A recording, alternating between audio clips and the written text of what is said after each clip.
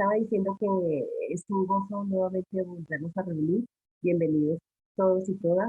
Buenas noches y bueno, vamos a continuar nuestro estudio del Nuevo Testamento, que apenas son pinceladas, ¿no? Porque es una introducción, pero que, pero que bueno, que tenemos tanto para decir, pero luego ya llegará el momento de seguramente de profundizar en otros estudios. Entonces, vamos a continuar nuestro estudio en esta noche. Entramos en el proceso de redacción y de elaboración de los evangelios sinópticos.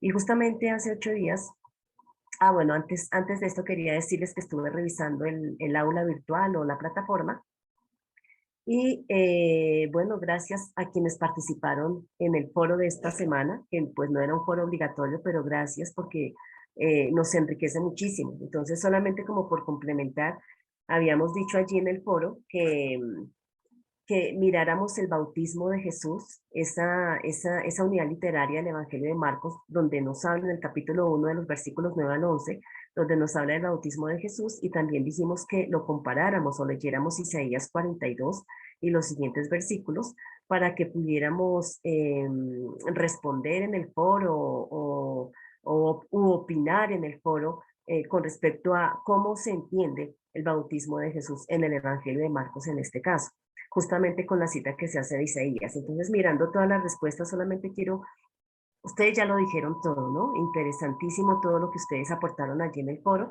solo como por complementar un poquito también a las respuestas que ustedes dieron, y es que el versículo 9 de Marcos 1, comienza diciendo en aquellos días. Aquí como unas noticas exegéticas, esa expresión en aquellos días es una fórmula que se usaba por los profetas para anunciar la época mesiánica. En aquellos días, o sea, como esa época, sí, esa época mesiánica, ese tiempo mesiánico, ese esjatón, dijéramos, que viene de escatología, ese esjatón, esa plenitud de los tiempos, pongámoslo en esos términos. Entonces, esa expresión en aquellos días significa eso, y eso es muy usual entre los profetas, ¿no? Entonces, obviamente, cuando se hace mención de Isaías 42, en aquellos días se está refiriendo a ese tiempo, a esa plenitud del tiempo. Y cuando se da esa plenitud del tiempo, pues esa plenitud del tiempo se da en Jesucristo, ¿no? Entonces, justamente con su bautismo, ¿qué está manifestando Jesús? Pues por un lado, está manifestando su apoyo al movimiento de Juan Bautista, ¿no? Juan Bautista viene antes para invitar o más bien hace una exhortación para un cambio de vida. Es necesario cambiar de vida, es necesario un bautismo para arrepentimiento como señal de un cambio de vida y una preparación para recibir esa época mesiánica que ya había llegado, ¿no? Entonces, por un lado, pues Jesús va a ser bautizado para legitimar, si me permiten la expresión, o apoyar esa predicación de Juan Bautista, ¿no? Y porque también, digamos que por otro lado, eso es en primer lugar, pero por otro lado también, el bautismo de Jesús no significa como el bautismo del resto de la multitud. Juan Bautista invita a la conversión, a la preparación para que el reino de Dios llegue y se establezca en los corazones, pero se necesita una conversión, se necesita un arrepentimiento. De manera que el bautismo de Jesús no podemos entenderlo como esa muerte a un pasado, si se quiere, o esa confesión de pecados, sino que el bautismo, esa palabra en griego baptizo, significa sumergirse, ¿no? Significa, digamos que en un primer momento eso tenía un sentido de teñir, como cuando uno toma una tela de un color y la sumerge en una tinta de otro color para cambiar el color. Esa era la connotación de esta palabra baptizo, pero luego tomó esas connotaciones religiosas para, para mostrar como un sumergirse. Entonces ya desde acá, desde el bautismo, Jesús está mostrando su compromiso, ¿no? Es como un compromiso de entrega por la humanidad, porque recordemos que el apóstol Pablo dice, con Cristo estoy juntamente crucificado. Ya no vivo yo, mas Cristo es el que vive en mí. Y recordemos que el bautismo es eso lo que significa. Cada vez que nos bautizamos, entendemos que morimos, somos sepultados juntamente con Cristo y cuando somos levantados de las aguas, entonces hemos resucitado juntamente con Cristo. Entonces ya el bautismo de Jesús, ¿qué está anunciando su compromiso, su entrega, la muerte y la resurrección. Eso es lo que Jesucristo está diciendo con esa, en un segundo momento, ¿no? Entonces, incluye pues en este bautismo esa disposición de dar la vida para la humanidad, para la salvación de la humanidad. Entonces, eso por un lado. Por otro lado, también podemos entender que Mateo, cuando cita a Isaías, pues en el Antiguo Testamento, cuando el Espíritu Santo venía sobre una persona, pues ya sabemos que el Espíritu Santo no se derramaba sobre toda carne, como dijo, como en el Nuevo Testamento. En el Antiguo Testamento solo el Espíritu se posaba sobre algunas personas para capacitarlos a una tarea específica, a una tarea especial.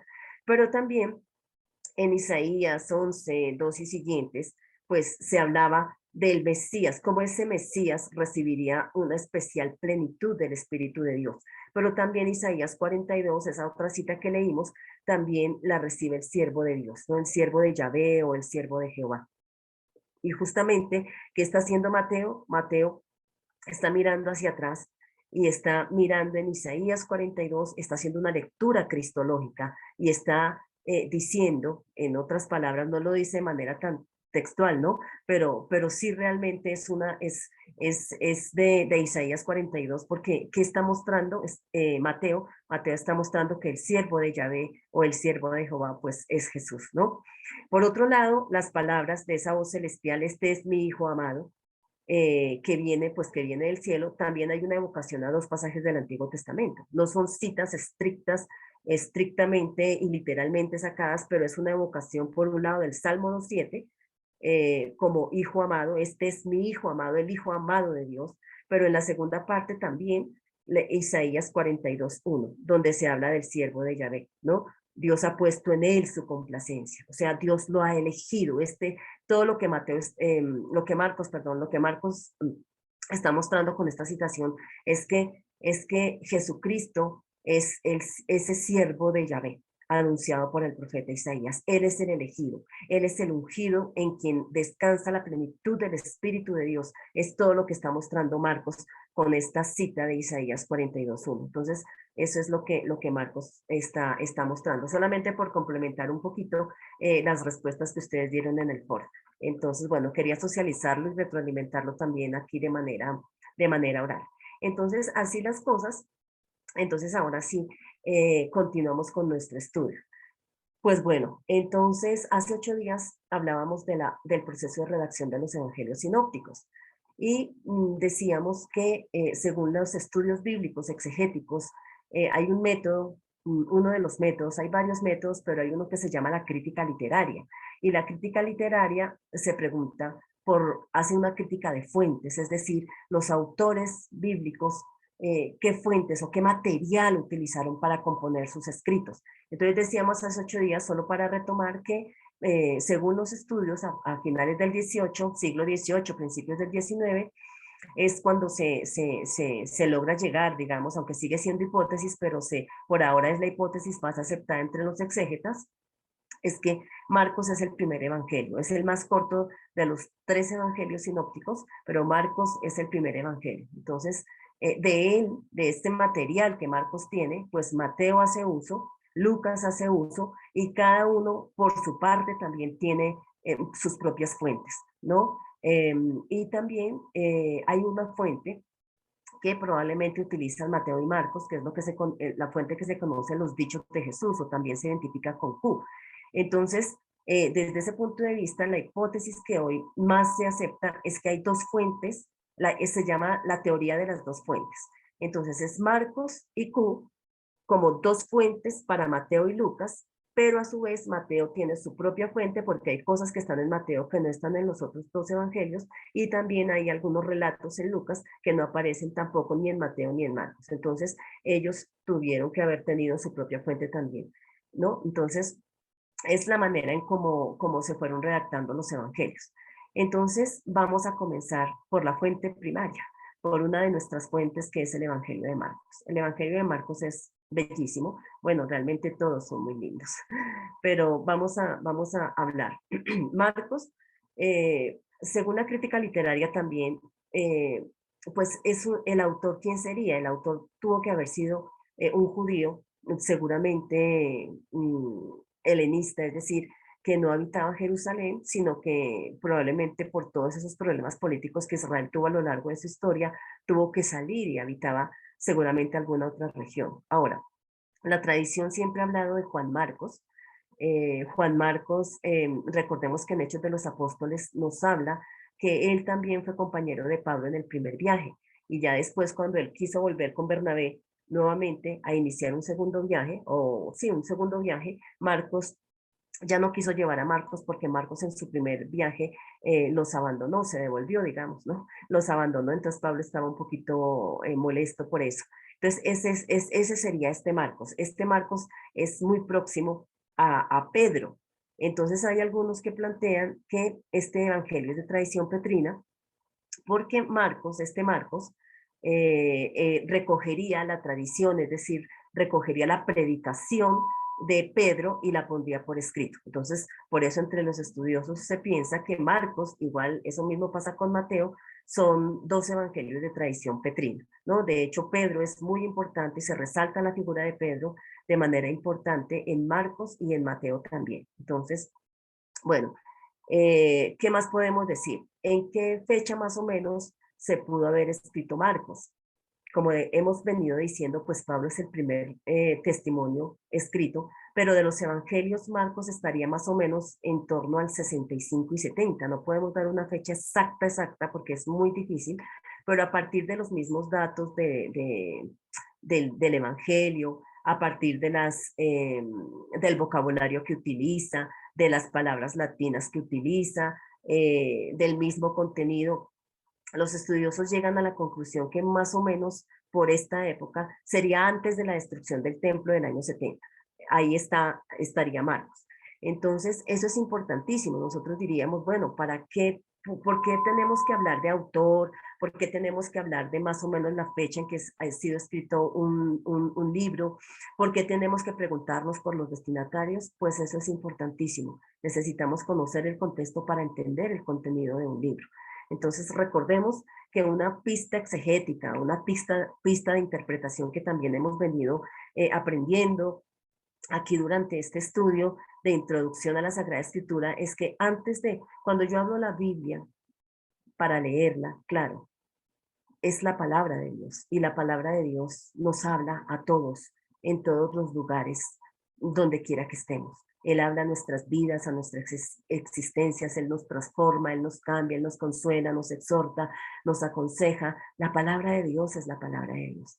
En el caso nuestro, que tenemos la bendición de estudiarla, de acercarnos para estudiarla y profundizarla un poquito más, entonces en nuestro caso, eh, digamos que ese es un paso obligado. Primero estudiar el texto en su contexto para los primeros destinatarios y luego sí para poderlo actualizar y decir qué nos dice a nosotros hoy, ¿no? Ese es lo correcto, dijéramos, para los estudiosos de la Sagrada Escritura.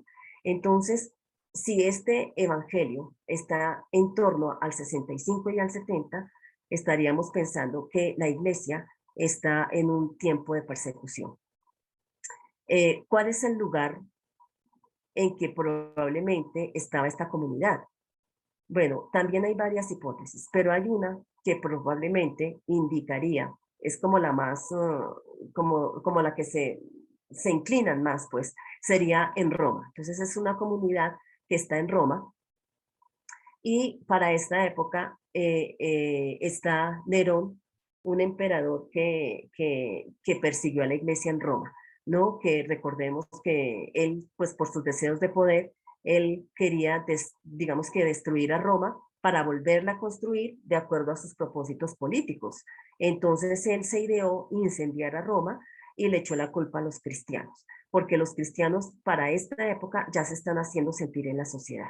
O sea, antes era un grupito ahí pequeñito y algunos pensaban el imperio no era insignificante para el imperio romano porque se pensaba que era una secta del judaísmo, entonces era algo muy pequeñito y no, pero cuando el cristianismo empieza a crecer, cuando los cristianos empiezan a crecer por sus valores cristianos, empiezan a hacerse sentir porque ya los cristianos comerciantes no se acercan a las reuniones del comercio porque generalmente se hacían primero sacrificios a los dioses y se hacía comunión de mesa con los dioses, se comía delante de los dioses. Entonces ya los cristianos no se acercaban y ya los cristianos cambian su ética y su moral, su comportamiento es distinto y entre más crece, pues más se hace sentir en la sociedad y más se hace sentir en medio del imperio. Entonces, esta situación de esa ética y esa moral tan distinta, la ética y moral de ese momento, pues evidentemente a muchos no les gustaba, de manera que los cristianos empezaron a como a ser estigmatizados, segregados, vivían en un ostracismo social, no en una estigmatización, y entonces Nerón aprovecha eso que está pasando y entonces le echa la culpa a los cristianos.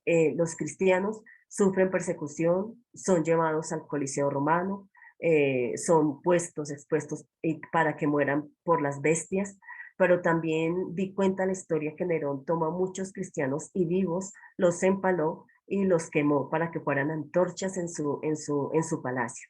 O sea, esta es, si el Evangelio de Marcos es escrito por esta época, entonces estamos bajo el imperio de Nerón y los cristianos en Roma, si esa es la hipótesis más aceptada, que posiblemente es en Roma, entonces esta es la situación de los cristianos. ¿Quiénes son los destinatarios? Aparte que ese es el contexto de persecución, ellos son étnico-cristianos que necesitan explicación de las costumbres judías y palabras arameas.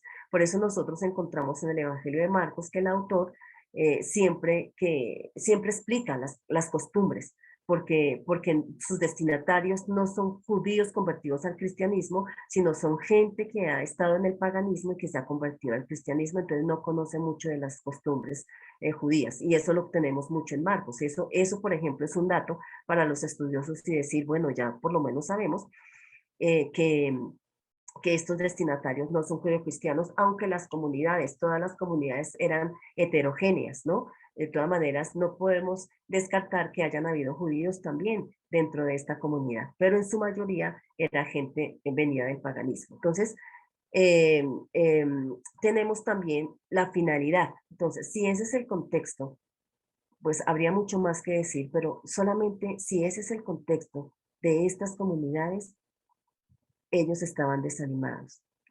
Y al estar desanimados, ¿no? Por la situación de persecución, muchos de ellos, pues estaban esperando como que la cristología, o sea, esa concepción de Cristo, cómo entender a Cristo, posiblemente era nacionalista, nacionalista política. Entonces se necesita corregir la cristología, ¿no? Hay una idea de Cristo que está equivocada. Entonces, por eso nosotros vamos a encontrar de manera reiterada en el Evangelio de Marcos ese silencio que Jesús impone, ¿no? Cuando sana, cuando Jesús hace un exorcismo, cuando Jesús enseña a sus discípulos, les dice enérgicamente, no se lo digan a nadie. Es lo que se conoce entre algunos como el secreto mesiánico. ¿Por qué? ¿Cuál es el propósito? Jesús dice, no le digan todavía a nadie, porque es que se pueden confundir. O sea, la gente puede pensar que soy ese Mesías político que están esperando y que va a llegar a liberarlos del poder del imperio romano. Y ese no es lo que yo he venido a hacer. Entonces, no le digan a nadie. Y bueno, muchos no hacían caso y claro, por el gozo de experimentar esa salvación de Dios a través de Jesucristo, pues hablaban y entonces Jesús tenía que esconderse y ya no presentarse en público, en fin, porque era peligroso confundirlo con un Mesías que no era realmente el Mesías. Entonces vamos a encontrar en el Evangelio de Marcos uno de sus finalidades, que es el punto central, es la cristología. Entendamos quién es Jesús.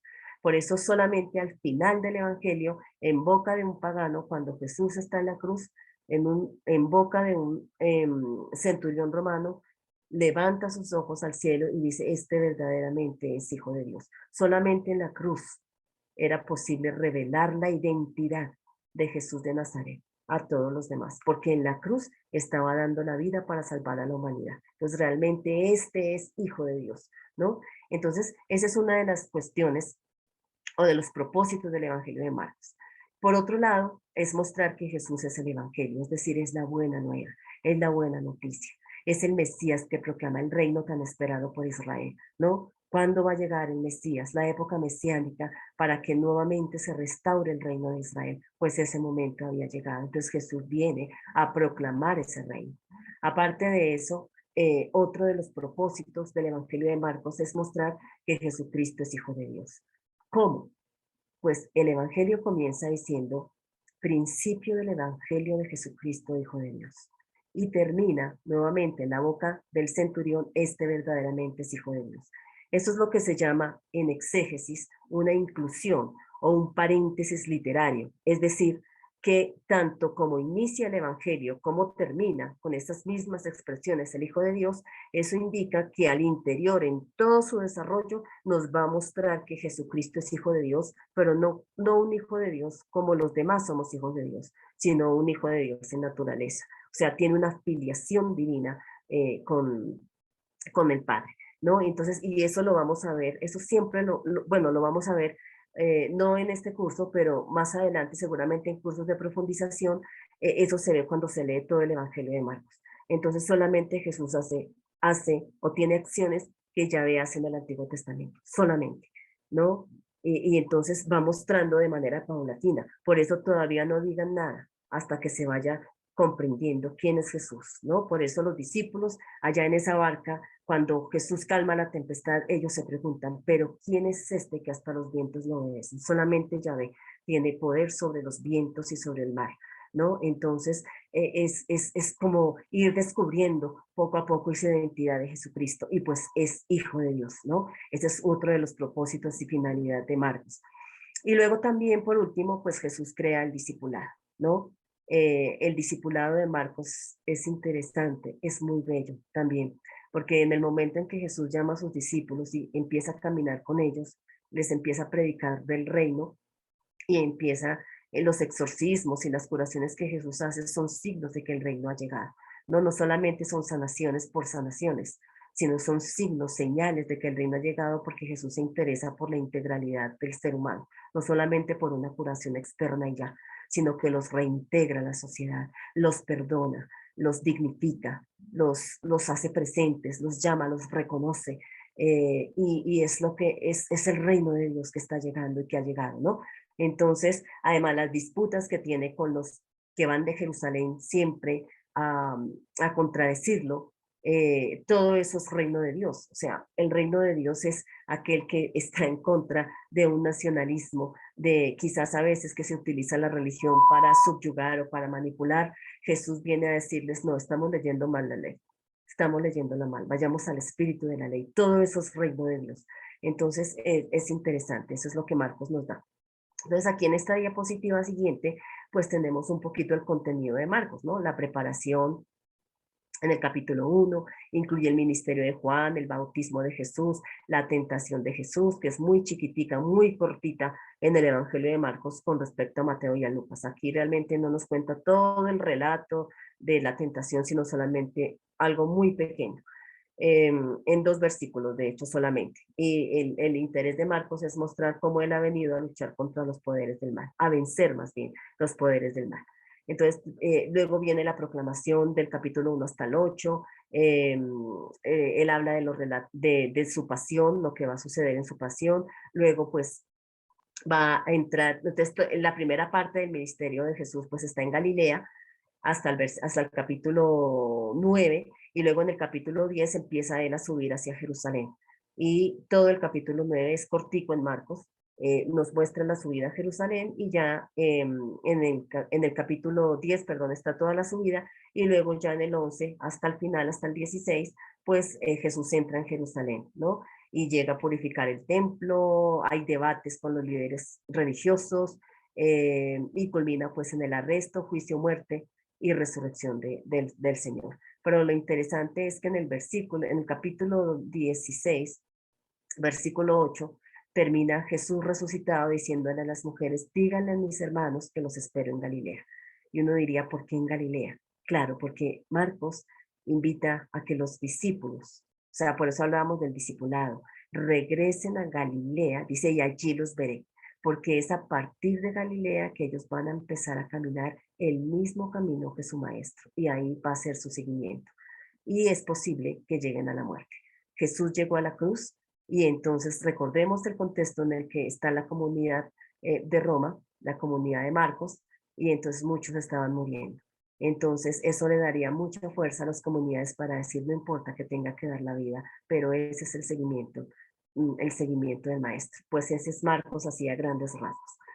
Luego viene Mateo, el autor, pues Papías de Hierápolis, uno de los padres de la iglesia, junto con otras fuentes nos remite al apóstol Mateo, que ha sido llamado por Lucas y por Marcos como Leví. Hoy la exégesis bíblica afirma que posiblemente es un judío cristiano anónimo, no sabemos quién es, porque recordemos que los títulos de Mateo, Marcos y Lucas se pusieron mucho tiempo después. Estos evangelios no tenían títulos, se pusieron mucho tiempo después, probablemente por la tradición, ¿no? Entonces, bueno, hoy la exégesis afirma que es un judío cristiano que hace radicar la autoridad del evangelio en Pedro también. Dijimos que era un evangelio de tradición petrina, pues porque se ha recibido la predicación de Pedro, que Mateo probablemente, si Marcos está en Roma, Mateo probablemente está en Siria, ¿no? Entonces, en la parte norte de los mapas, digamos, ubiquémonos nuestra mentecita en Jerusalén y en la parte norte de Siria, probablemente ahí está escrito este Evangelio de Mateo. ¿Qué tipo de comunidad es? Esta comunidad sí es de origen judeo-cristiano, ¿no? Estos sí son, la mayoría son judíos venidos, son judíos que se han convertido al cristianismo. Ya para esta época, este evangelio probablemente ha sido escrito después de la destrucción del templo, o sea, en esa línea de tiempo que hicimos en clases pasadas, este evangelio estaría entre el 80-85, quizás algunos lo ponen entre el 75 y el 85, bueno, las fechas no son tan seguras, pero más o menos estaría por esta época. De manera que, ¿qué estaría pasando? Pues el templo ya no está, el templo ya está destruido, pero recordemos un poquito de contexto que dentro de los videos que ustedes han visto, todos esos documentales que ustedes han visto, nos ha mostrado que después de la destrucción del templo, eh, uno de los videos se llamaba La saga de David, El fin de los días. Y ese documental que ustedes vieron y que está ahí en su aula o en su plataforma, nos cuenta de manera muy interesante cómo en la destrucción del templo del 70 se logra escapar, dijéramos, Ben Sakai, ¿no? Uno de los maestros, sus discípulos logran salir con él haciéndose pasar por muerto, logra salir y ellos son los que se van a ubicar, ellos son de corte fariseo, ellos se van a ubicar en Yabnia o en Japnia, y como ya el templo está destruido y entonces ellos van a ser esos judíos que van a estar todo el tiempo alrededor de la ley para reconstruir a Israel moral y espiritualmente, ya no tienen templo. Entonces justamente con estos judíos es la lucha frontal, dijéramos, que los judeocristianos van a tener, y se ve muy claro en Mateo y en el Evangelio de Juan también. Estos judíos de corte fariseo, eh, digamos que tienen ahí una lucha con los judeocristianos, porque los judeocristianos, ellos leyeron también que ellos eran los encargados, más bien sobre sus hombros recaía la responsabilidad de reconstruir a ese Israel escatológico, a ese nuevo pueblo de Dios. Entonces, los judíos que no aceptaron a Jesús como Mesías son estos judíos de corte fariseo. Y ahí entonces se ve, ya hay una separación con la comunidad judía, ¿no? Ya no podían asistir a a la sinagoga, era imposible, o sea, ellos, porque el ideal no era dejar de ser judíos, el ideal era vivir la plenitud que tanto habían estado esperando si hubiesen todos reconocido a Jesús como Mesías. Esta era la época que habíamos estado esperando y que los profetas nos habían anunciado. Algunos lo creyeron y lo aceptaron, que son los judíos cristianos, ¿no? Pero otros no lo aceptaron, que son los judíos de corte fariseo. Entonces, se ve aquí para esta época, pues esa separación de la comunidad judía, ¿no? Desafortunadamente tenían que hacerlo porque ya los judíos que no lo aceptaron, pues empezaron también en cierta forma como a perseguir a los judíos cristianos, porque estaban declarando que Jesús, un crucificado, era el Mesías. Entonces, bueno, ¿qué pasa con esto? O sea, el hecho de que no puedan volver a sus sinagogas, pues les marca una crisis muy fuerte. Estos judíos, cristianos de Mateo, esta comunidad, pues tiene una crisis de fe bastante fuerte frente al judaísmo y la ley. No, si nosotros somos el nuevo pueblo de Dios, ese tan anunciado por los profetas, carambas, entonces, ¿qué vamos a hacer con nuestras prácticas? ¿Cómo vamos a leer ahora la ley? ¿Cómo vamos a leer ahora todas nuestras fiestas? ¿Cómo vamos a leer ahora nuestras prácticas? Entonces, es por eso que en el Evangelio de Mateo nosotros vamos a encontrar que el Evangelio está dividido en 5 grandes partes, ¿no? Porque el Evangelio de Mateo nos va a presentar a Jesucristo. En el trasfondo, más bien, en el trasfondo del Evangelio de Mateo está Moisés, ¿no? Está Moisés, está la alianza, está la ley, está en el trasfondo. Y Mateo nos va a presentar a Jesús. Algunos estudiosos dicen como el nuevo Moisés. Otros estudiosos no están de acuerdo con ello y más bien ven en Jesús ese profeta que fue anunciado a Moisés en Deuteronomio 18 y 18 siguientes. Se levantará un profeta como tú que les revelará todas las cosas. Y entonces sería preferible ver a Jesús así. Jesús es el cumplimiento, por eso Moisés está en el trasfondo. Por eso de manera interesante, el Evangelio de Mateo se divide en 5 grandes discursos. Es interesante, ¿no? Pues Mateo también habla de la apertura a la misión con los paganos, que ya habíamos hablado de eso cuando hablamos de Pablo, ¿no? Que Pablo también lo logra entender y dice, en tus simientes serán benditas todas las simientes de la tierra. Se le dijo a Abraham. ¿Quién es la simiente de Abraham? Pablo lee hacia atrás y dice, Él es Cristo. Entonces, Mateo se abre también para la misión con los paganos. O sea, ese es el nuevo pueblo de Dios, tanto el judío como el gentil cristiano que ha aceptado al Señor. Entonces, bueno, ya dijimos que esta comunidad pertenece a Siria o Antioquía de Siria, ¿no? Y también es la predicación del apóstol Pedro. Ayuda a la comunidad que está entrando en crisis frente al judaísmo y da un aporte para la evangelización pagana. Mostrar a Jesús en el cual se cumplen las profecías del Antiguo Testamento y que los judíos han renunciado.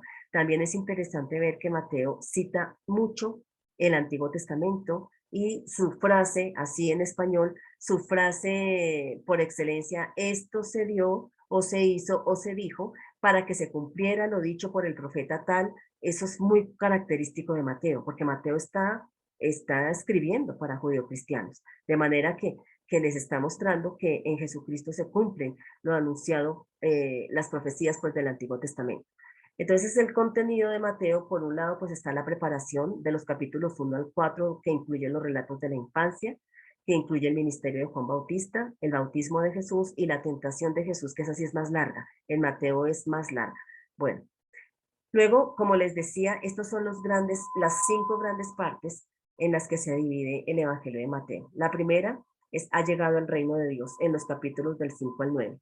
Ahí está el sermón de la montaña, tan conocido por todos nosotros, ¿no? El sermón de la montaña donde Jesús dice, ustedes oyeron que se dijo, es más radical Jesús, porque dice, ustedes oyeron que se dijo, inclusive se podría traducir mejor así, porque es que cuando quizás en nuestras traducciones nosotros leemos, pero yo les digo es como si se entendiera que ustedes oyeron que se dijo, pero yo les digo que eso no y ahora les digo esto. No, no es, no es una contraposición. Se debiera mejor traducir o se debiera mejor entender, ustedes oyeron que se dijo. Es más, yo les digo, vayamos más allá. Y todo eso es lo que nos va a decir el Sermón del Monte, ¿no? Ahí, ese es el primer discurso de Jesús. Y pues hay otros relatos también donde hay 10 milagros del Señor, ahí en los capítulos del 8 al 9. Luego viene, luego viene una segunda parte que va de los capítulos 10 al 12, perdón, donde Jesús envía a sus discípulos a predicar. Entonces, ese envío, ahí aparece el segundo discurso, que es el discurso de la misión, se puede decir, es que está ahí en el capítulo 10. Y luego también en los capítulos 11 y 12, Jesús parte para la misión también. Entonces, ese sería la segunda parte. La tercera parte de Mateo está en los capítulos 13 hasta el capítulo 16, versículo 12. Y aquí lo podemos titular la opción ante la predicación del reino. Aquí aparecen las parábolas, el discurso parabólico, es el tercer discurso. Entonces vuelvo a repetir, en la primera parte está uno de los grandes discursos, es el Sermón del Monte. En la segunda parte, el segundo discurso es el discurso de la misión. En la tercera parte, que es la opción ante la predicación del reino, está el tercer discurso, que es el discurso parabólico, ¿no? Son las parábolas del reino. Luego tenemos una cuarta parte que es la comunidad del reino de Dios, capítulos 18 al 23. Aquí está el gran discurso eclesiológico o el gran discurso de la iglesia en el capítulo 18, ¿no? Y bueno, hay otros relatos también ahí en esta del 18 al 23.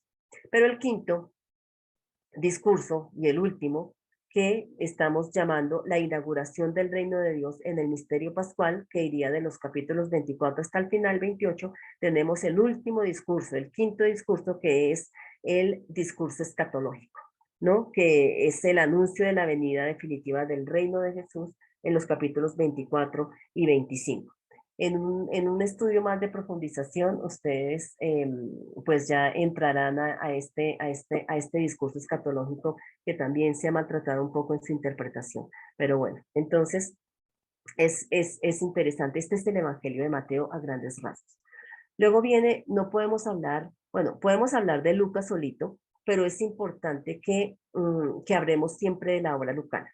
O sea, cuando nosotros vayamos a hacer estudios de profundización, sería bueno no solamente estudiar el Evangelio de Lucas, sino la obra lucana, porque es que la obra lucana es una obra compuesta en 2 volúmenes. Nosotros generalmente no tomamos en cuenta Hechos de los Apóstoles como parte de la obra lucana, ¿no? Siempre estudiamos Lucas aparte o a veces decimos vamos a estudiar Hechos y no tenemos en cuenta Lucas. Ese sería mejor tener en cuenta Lucas porque es parte, son 2 volúmenes, es una obra en 2 grandes volúmenes, ¿no? Entonces, esta extensión, pues obviamente supera cualquier otro escrito del Nuevo Testamento, ¿no? Cada volumen tiene pues sus propias problemáticas a las que responde. Cada volumen, aparentemente, Mateo es más largo que Lucas, pero realmente Lucas es más largo porque los relatos son larguísimos. Igual Hechos de los Apóstoles, ustedes se dan cuenta que los capítulos son larguísimos.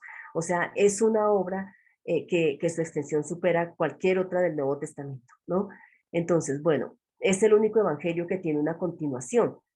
¿Y cuál es? Pues su segundo volumen, que es Hechos de los Apóstoles, ¿no? Entonces es el único evangelio que tiene esa continuación, no los podemos desligarnos, el ideal sería no desligarnos. Entonces, Lucas, el evangelio de Lucas, pues tiene relación sinóptica con Marcos y con Mateo, y probablemente, posibles contactos con la tradición joánica, ¿no? Porque es interesante cuando uno estudia el evangelio de Juan, que tiene ciertos puntos de contacto con Lucas. No sabemos si haya habido dependencia literaria y Juan haya tomado de Lucas, ese no es posible determinarlo, así como por ejemplo con Marcos y Mateo y Lucas, pero tiene relatos que se asemejan mucho en estas 2 tradiciones, en la joánica o juánica y en la lucana. Bueno, también podemos decir que Hechos de los Apóstoles es, no sé si llamarlo así, el diario de la iglesia, pero es interesante. Voy a ver si tengo algo aquí, no recuerdo si lo puse, pero bueno. ¿Cuál sería la fecha y lugar de composición? Pues en el prólogo Lucas habla de una primera generación, de unos testigos oculares. Entonces no puede ser antes del 70, porque el mismo prólogo dice, ¿no? Otros se han dado a la tarea de escribir y yo también voy a escribirte, oh querido o amado Teófilo. O sea, está poniéndose lejos, dijéramos, de esos testigos oculares. Entonces, él mismo nos da ahí como la, como ciertos indicios de más o menos cuándo pudo haber sido escrito el Evangelio. Bueno, sí es Lucas, natural de Antioquía de Siria, médico de profesión y por algún tiempo compañero de Pablo. Digamos que hoy también hay discusiones sobre si es Lucas, eh, pero se apoya más que si sea Lucas, que si sea este Lucas, ¿no? Bueno, en Hechos 28, del 28 al 30, se dice que Pablo está preso en Roma, probablemente entre el 61 y 63. El autor no menciona nada de su muerte, por lo que pudo escribirlo cuando Pablo estaba vivo. No sabemos, ¿no? Porque a Hechos no le interesa.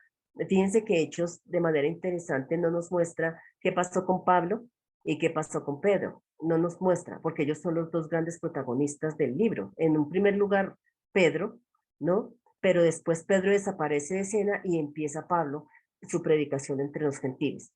Pero no nos dice qué pasó con ellos, es por la tradición y por la historia que sabemos que fueron uno decapitado y otro crucificado boca abajo por Nerón, ¿no? Pero es por la historia, digamos, y por la tradición, pero no sabemos, porque a Hechos no le interesa, o sea, a Lucas no le interesó, porque realmente el gran protagonista pues es el Espíritu Santo, ¿no? En Hechos de los Apóstoles y en el Evangelio también, es interesante. Y la palabra de Dios son las grandes protagonistas, por eso Hechos termina y la palabra corría, ¿no? Porque esos son los grandes protagonistas. Bueno, entonces más o menos la crítica moderna o la exégesis pondría estos escritos entre el 80-85 o a veces entre el 80 y el 90, lo ponen algunos otros estudiosos, ¿no?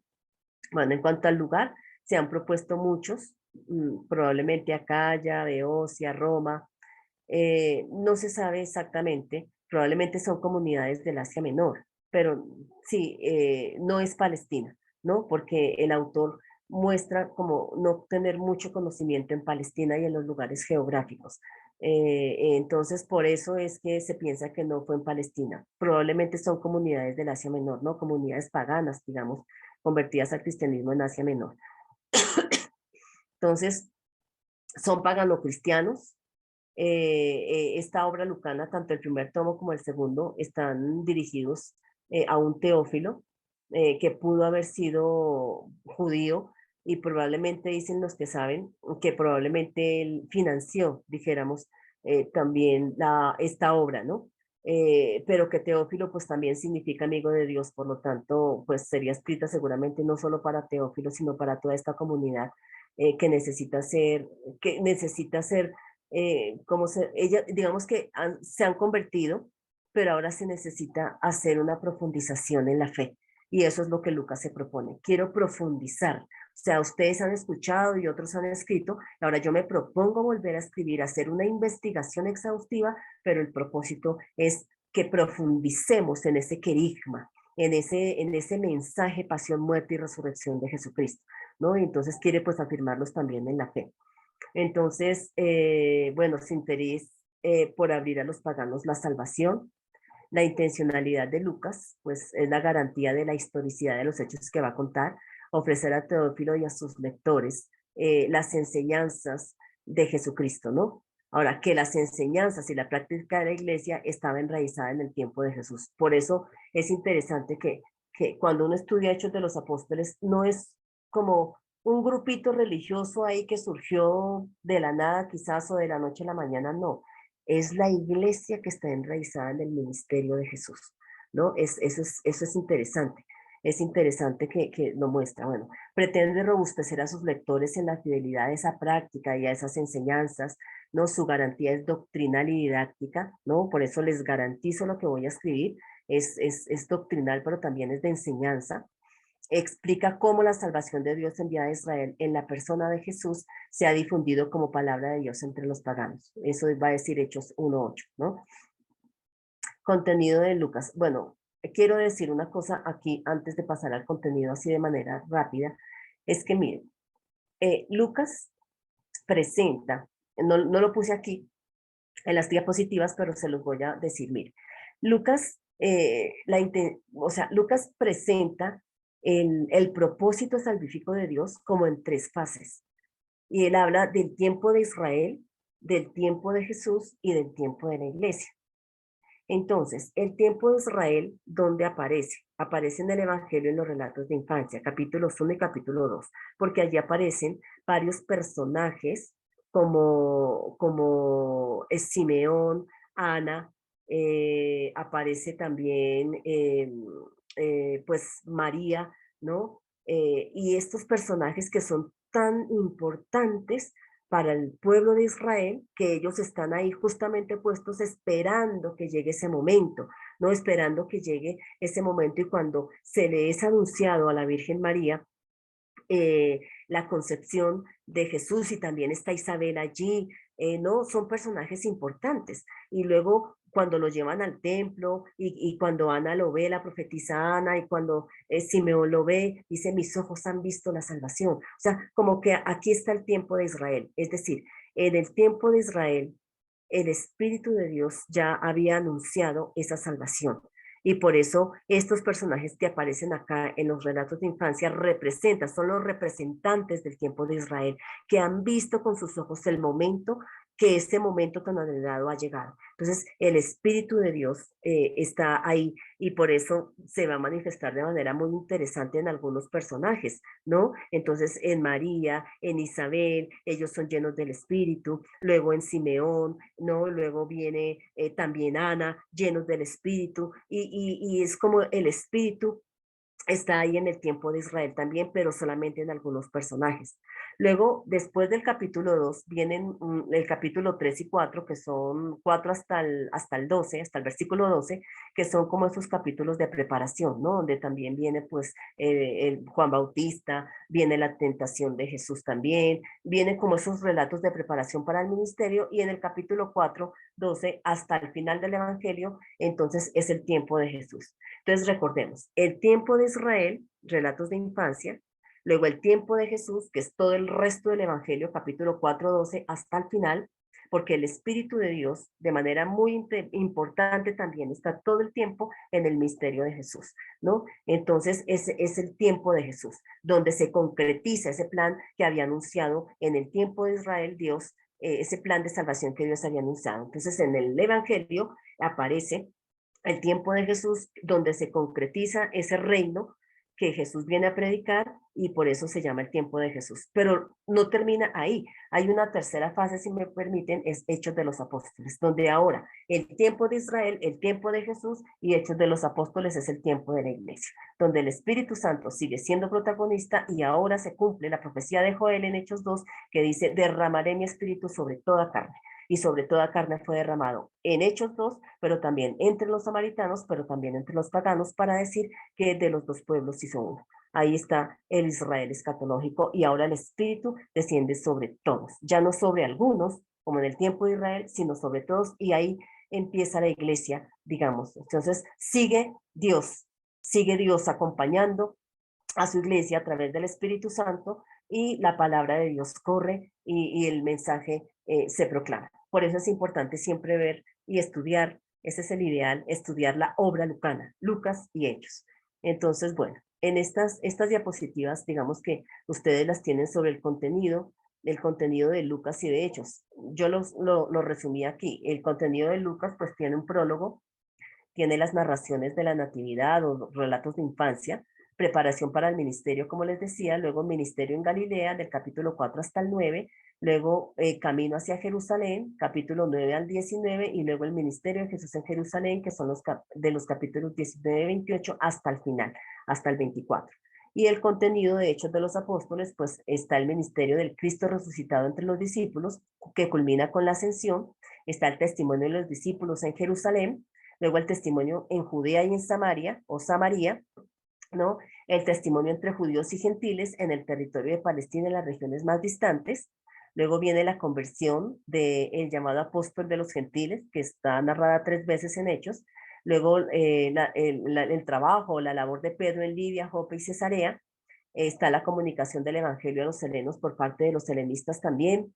Está la persecución de la iglesia de Jerusalén, y luego viene de aquí para adelante, de los capítulos 12 para adelante, viene el ministerio de Pablo, ¿no? Hasta el confín de la tierra. Luego miremos el Evangelio de Juan. Pues el autor, la tradición habla de Juan el discípulo, ¿no? La fecha, aunque es discutida, ¿no? Hoy la exégesis bíblica nuevamente plantea que, pues claro, se recibe la tradición del discípulo de Jesús, Juan, ¿no? Pero él no es el que la pone por escrito, ¿no? Luego, el Evangelio de Juan tiene unos procesos de elaboración bastante complejos. Algunos plantean 3 procesos de elaboración, otros plantean 4 procesos, otros 5, pero sí llegan por lo menos a un acuerdo los estudiosos, los especialistas, en que Juan llega a su redacción final entre el 95 y 100 después de Cristo, ¿no? Los destinatarios, pues es una comunidad heterogénea. Hay tanto judeocristianos, esos primeros judeocristianos que les mencionaba ahorita, que también tuvieron que enfrentarse con esos judíos de corte fariseo, y se nota mucho, ¿no? Ellos tuvieron que Ellos fueron expulsados de las sinagogas y en el Evangelio de Juan se muestra eso. No poco a poco, de manera paulatina, fueron expulsando a los cristianos que confesaban que Jesucristo era el Mesías. El Evangelio de Juan es preciosísimo. Cuando lleguen a profundización, se van a gozar el Evangelio de Juan. Tiene dos grandes partes, pues es entre los estudiosos se llama el libro de los signos, que son los capítulos del 1 al 12, y el libro de la gloria, capítulos del 13 al 20. Generalmente se ha dividido así, en esas dos grandes partes, pero tiene un prólogo, que sería el capítulo 1 de Juan hasta el versículo 14, y tiene un epílogo, que sería el capítulo 21. Y así a grandes rasgos está dividido el Evangelio de Juan. Y acá pues un poquito.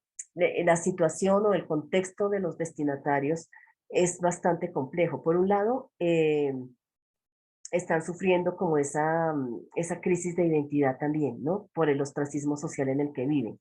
Han sido expulsados de las sinagogas y viene como la crisis de fe de muchos de ellos.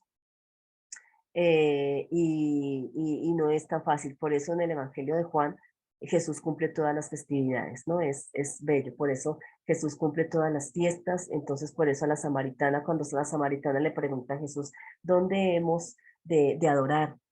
¿Acá?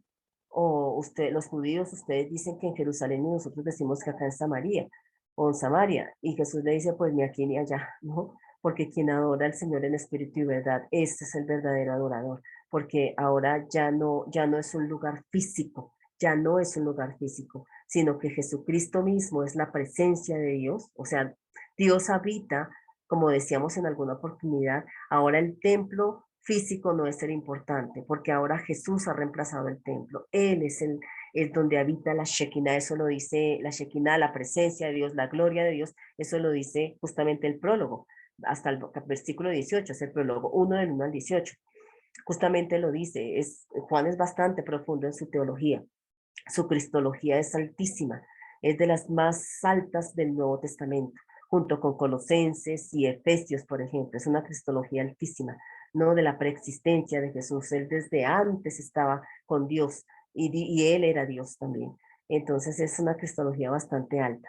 Bueno, luego viene la preparación, el testimonio de Juan Bautista, los comienzos del interés de los discípulos, luego vienen algunos signos que hace Jesús. Aquí en el Evangelio de Juan no se habla de milagros, sino se habla de signos, porque son signos que quieren mostrar la gloria de Jesús, la gloria de Jesús. Él es el que ha venido a mostrar al Padre, a hacer la exégesis, la interpretación, la hermenéutica del Padre. El Padre habita en él y entonces Él es el pan de vida, ¿no? Él es el agua, el que tenga sed venga a mí y beba. O sea, Jesús el Evangelio de Juan es maravilloso. Bueno, eh, ok, luego los últimos días en Jerusalén, luego hasta capítulo 12, bueno, viene la cena en Betania, la entrada triunfal a Jerusalén, y luego viene el discurso en el capítulo 13, que es el segundo movimiento, el libro de la gloria, donde en el 13 él se sienta con ellos en una cena, en la semana pascual, lava los pies de sus discípulos y empieza los discursos de la Dios, ¿no? Se conocen como los discursos de la Dios. Esto es bellísimo, no hay tiempo, apenas es una introducción, pero quiero dejarlos antojados porque el Evangelio de Juan es divino, es hermosísimo, ¿no? Bueno, entonces, bueno, luego vienen las manifestaciones del resucitado en el capítulo 21, que es bastante interesante, y luego ese es el epílogo, ¿no? El epílogo del Evangelio de Juan. Bien, Jesús es la palabra eterna del Padre que viene a revelarlo. Trata de grandes temas que revelan a Jesús como la vida, la luz, el pan de vida, el agua, ¿no? El Antiguo Testamento es leído en clave cristológica. Uno de los evangelios que más lee el Antiguo Testamento en clave de Cristo, que hace Midrash, que ya nosotros habíamos hablado de ese término, es el Evangelio de Juan, ¿no? Igual que Mateo. Bueno, entonces, aquí terminamos esta primera partecita, pero permítanme continuar y luego ya damos espacio a preguntas, ¿sí? Ahora miremos, esta primera partecita pues eran las,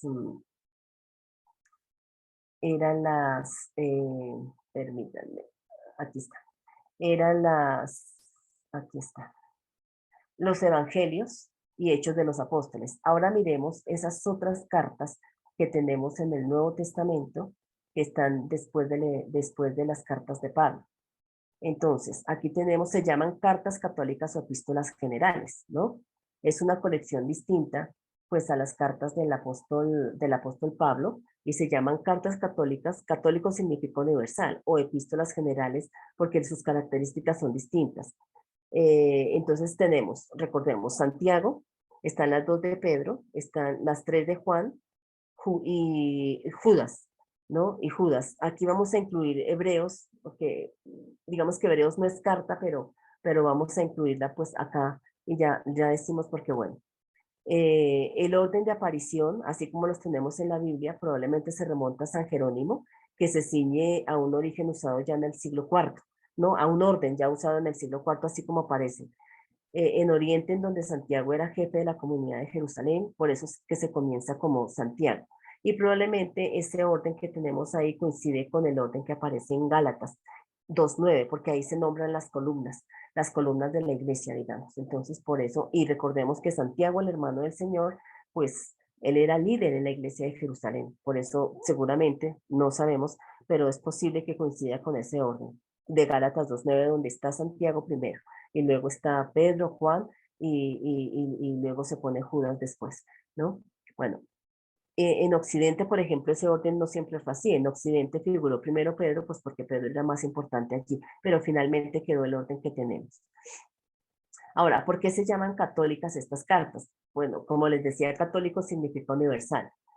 Ahora, mientras que las cartas de Pablo tienen un destinatario específico, particular, ¿no? A la iglesia de Corinto, a la iglesia de Colosas, a la iglesia de Éfeso, o sea, comunidades puntuales y particulares, en estas cartas es muy difícil determinar quiénes son los destinatarios, excepto la tercera carta de Juan, ¿no? Porque en la tercera carta de Juan, sí, el destinatario es Gayo, ¿no? Entonces, el presbítero a Gayo, y entonces ya se sabe que es específicamente una persona, pero en las demás cartas no se especifica una comunidad específica, ¿no? Entonces por eso se llama, por eso son dirigidas a todas las iglesias, por eso se llaman universales.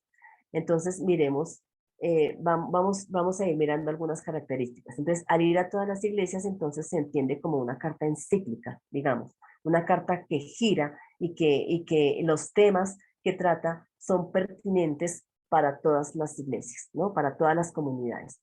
La particularidad literaria de estas 7 cartas es la siguiente, mire, parece que no existe relación personal entre el autor y los destinatarios, porque no se encuentra tampoco como eh, esa relación tan estrecha como si el autor hubiese sido hubiese sido quien las fundó, como por ejemplo Pablo, cuando funda sus comunidades, pues él les dice de manera cariñosa, o sea, ese tipo de relación no se encuentra entre el autor y estas cartas, ¿no? Entonces, por eso, esa es una característica. Otra característica es la paternidad literaria de estas 7 cartas. Eh, Hoy la crítica literaria, pues, dijéramos que como que critica un poco si Pedro realmente escribiría Pedro, si Juan realmente escribiría las 3 cartas, si Judas escribiría realmente esa cartica que es tan cortica que tiene un solo capítulo, y si Santiago, el hermano del Señor, escribiría Santiago. Pues digamos que, ¿por qué se plantean las cuestiones? Pues justamente porque digamos, el vocabulario, ¿no? El estilo literario, tienen buen griego, estas cartas tienen buen griego, o sea, de los mejores griegos del Nuevo Testamento. Uno, Hebreos es el mejor griego del Nuevo Testamento. Luego, estas cartas también tienen buen griego y Pablo también escribe muy bien.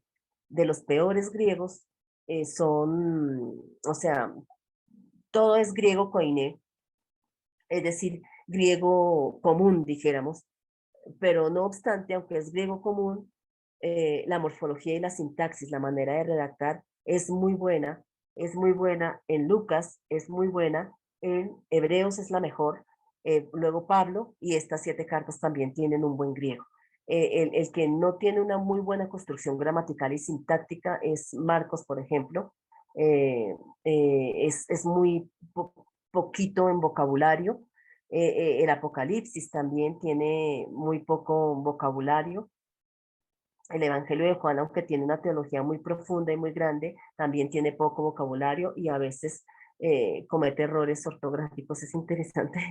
Sí, es interesante, pero bueno. ¿Qué más podemos decir? Predominan, predominan los temas de carácter general, ¿no? No como en Pablo que le dice, miren, ustedes allá la comunidad está pasando esto puntualmente. No, aquí los temas son como más de carácter general. Entonces, bueno, en general guardan la forma epistolar, es decir, tienen un cuerpo. A veces hay algunas que terminan con saludos como las cartas. Algunas de estas 7 cartas comienzan como las cartas. Por eso decimos que en general guardan la forma epistolar. Pero, por ejemplo, digamos, Hebreos no tiene un saludo y termina como una predicación. Esa, por ejemplo, no tiene estilo de carta, ¿no? Él comienza con un prólogo, igual la primera carta de Juan. La primera carta de Juan también comienza con un prólogo. Entonces, hay ciertas diferencias ahí. La parénnesis ocupa un lugar predominante, o sea, la exhortación. La parénnesis o la exhortación es bastante fuerte, pues, en estas cartas, ¿no? No es posible inferir que la comunidad haya sido fundada por el autor, como decíamos.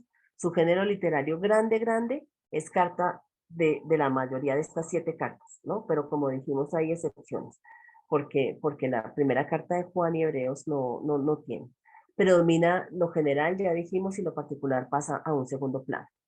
Eh, Podemos decir que también dentro de estas mismas 7 cartas, cada una también maneja sus géneros literarios particulares. Por ejemplo, Santiago es un escrito de carácter práctico sobre la verdadera sabiduría, es un ensayo de carácter dogmático y moral en forma de carta, ¿no? Entonces Santiago es muy sapiencial, se parece mucho a los proverbios, sí, a los libros sapienciales, se parece muchísimo en su manera de redactar. Entonces Santiago es muy sapiencial. Judas y la primera carta de Juan parecen prédicas o predicaciones para leerlas públicamente. Son muy cortitas y parecen predicaciones. La segunda carta de Pedro es más un testamento, ¿no? Su tema central es la segunda venida de Cristo, pero también es como un testamento, porque el autor dice allí, bueno, yo ya estoy para partir de este tabernáculo como el Señor me lo ha dicho, entonces empieza a hacer recomendaciones, y ese es muy del estilo literario de los testamentos, inclusive del Antiguo Testamento, viene del Antiguo Testamento. Y las que sí son verdaderas cartas, porque tienen todas las partes de cartas como las estudiamos en Pablo, lo que tiene una carta, son la segunda y la tercera carta de Juan. Esas sí tienen todas las partes. La primera carta de Pedro, aunque hace uso de predicación, bueno, la primera de Pedro es carta también, pero también utiliza otros materiales, o sea, otros géneros literarios como la predicación, pero también hay textos litúrgicos como por ejemplo del bautismo, ¿no? Del bautismo y del nuevo nacimiento. Bueno, la Carta de Santiago, sus características literarias, pues muestra el estado interior de los cristianos, su aflicción, sus luchas internas. Esa carta es bonita, es que todas son lindas, todas tienen sus particularidades. Muestran también su persecución por causa de los principales judíos. Santiago es muy bella porque defiende al pobre, defiende al desvalido, al perseguido injustamente, al injuriado, al que es denigrado, al enfrentado por su fe y su esperanza, al ultrajado en sus creencias y sus derechos, al que sufre como cristiano por ser cristiano, pero les recuerda el día del Señor, o sea, la segunda venida de Cristo, los llama la perseverancia de Job. Es una carta bien, bien interesante. Prevalece la enseñanza moral sobre la doctrinal, ¿no? Se propone reglas prácticas de vida también. La carta de Santiago es esas cartas que el autor le dice a los cristianos porque escribe para cristianos. O sea, si ustedes dicen que tienen fe, muéstrenmelo con sus hechos, o sea, con su vida. Por eso habla de la lengua, por eso habla de la hacer acepción de personas, por eso habla del trato de los ricos para con los pobres siendo cristianos. O sea, él dice, o sea, el que es creyente y que profesa una fe, realmente muéstrelo con su obra, con su estilo de vida, con su vida misma, ¿no? O sea, visite a las viudas, a los huérfanos, vaya al menos favorecido, no haga acepción de personas porque son no, o sea, si ustedes me dicen que son cristianos, parece que había problemas en las comunidades, ese tipo de incoherencias con la fe y la vida. Bueno, ahí tenemos el contenido en la diapositiva para que ustedes tienen estas diapositivas para que miren el contenido. Pasemos, ya se los dije así como de manera general. Pasemos a la siguiente, la primera carta de Pedro. Ay, la primera carta de Pedro también es linda, perdón, me gustan todas. La primera carta de Pedro también es muy linda porque los destinatarios son cristianos recién convertidos venidos del paganismo.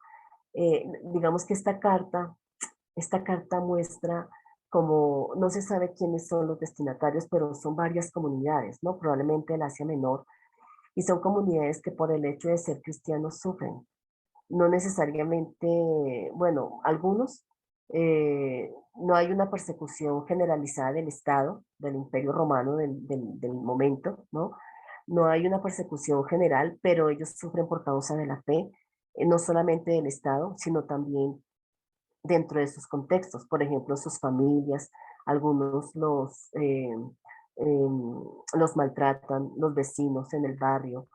Digamos que no lo dice así literalmente como yo lo estoy diciendo, pero esa es la idea, ¿no? Entonces Pedro escribe para los cristianos y cómo les da mucha fuerza, mucha fortaleza y mira el sufrimiento con unos ojos positivos increíbles, porque dice, mira, el sufrimiento es como cuando el oro es metido al crisol. Ustedes miren el sufrimiento así, o sea, como que las cosas que nos llegan por causa de la fe, por causa de que somos cristianos, entonces miremos que es como si fuéramos el oro, porque es que cada sufrimiento de esos, eso nos ayuda a madurar, nos ayuda a ser mejores personas, nos ayuda a ser mejores cristianos, entonces tiene un valor el sufrimiento para Pedro increíble y le pone un sustento cristológico, porque dice, cuando ustedes estén sufriendo, miren a Cristo, porque Él es el que más sufrió, el justo por los injustos para llevarnos a Dios.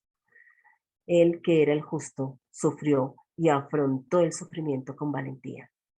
Y ese sufrimiento tuvo un valor muy grande delante del Padre.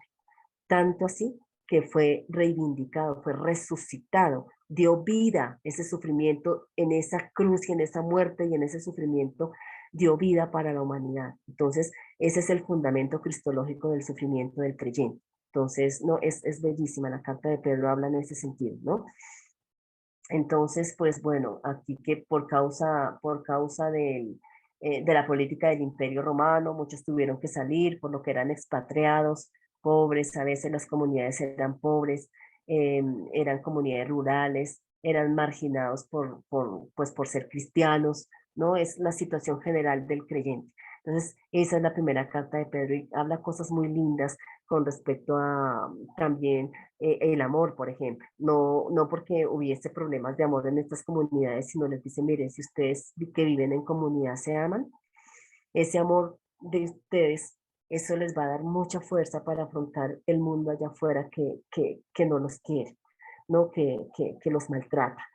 Ese mundo fuera que, que, que se burla de ustedes. Ustedes sean buenos ciudadanos, o sea, sean buenos ciudadanos, ¿no? O sea, respeten al rey, oren por los que están en eminencia eh, y sean buenos ciudadanos, no importa los sufrimientos. Esta carta es bellísima. Luego viene, bueno, está el contenido ahí también. Luego viene la segunda carta de Pedro, como les decía, la segunda carta de Pedro, el autor escribe porque ha recibido noticia de Dios de su próxima muerte, como les decía, es como un testamento, para que los destinatarios pues recuerden las enseñanzas que él les quiere dejar, ¿no?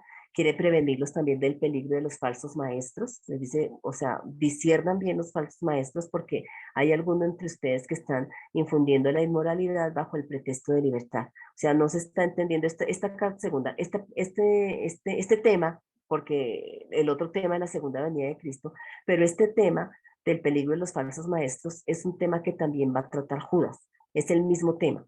O sea, que algunos que bajo el pretexto de libertad no hemos sido llamados a libertad, entonces se van al otro lado y parece que hay un libertinaje cristiano. Y entonces en ese libertinaje cristiano se ha caído en inmoralidad, ¿no? Y entonces aquí Pedro les dice, cuidado con eso, ¿no? Cuidado con que otros destruyan la esperanza en la venida del Señor. Ahí parece que en la comunidad, en estas comunidades a las que escribe la segunda carta de Pedro, hay algunos ahí que están diciendo que Jesucristo ya no va a venir, que eso es mentira.